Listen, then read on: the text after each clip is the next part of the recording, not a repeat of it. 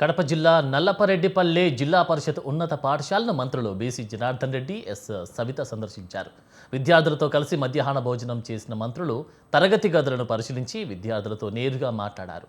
ఉపాధ్యాయులు పాఠ్యాంశాలను బోధిస్తున్న తీరు, సిలబస్ పూర్తయిన అంశాలపై ఆరా తీశారు.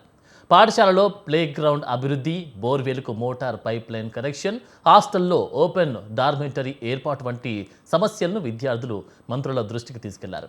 కిచెన్ రూమ్ను పరిశీలించిన మంత్రులు ఆహార పదార్థాల నాణ్యతను స్వయంగా తనిఖీ చేసి విద్యార్థులకు సన్న బియ్యంతో పాటు మెనూ ప్రకారం నాణ్యమైన పౌష్టికాహారం అందించాలని ఉపాధ్యాయులకు సూచించారు.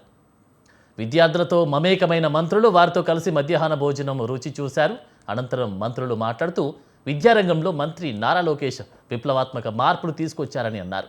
కార్పొరేట్ పాఠశాలలకు దీటుగా ప్రభుత్వ పాఠశాలను తీర్చిదిద్దుతున్నామని, ప్రభుత్వ పాఠశాలల్లో నాణ్యమైన విద్య అందించడమే కుటుంబ ప్రభుత్వ లక్ష్యమని తెలిపారు. ప్రభుత్వ పాఠశాలల్లో నో వేకెన్సీ బోర్డులు పెట్టే పరిస్థితి రావడం మంత్రి నారా లోకేష్ దృష్టికి నిదర్శనమని మంత్రులు పేర్కొన్నారు.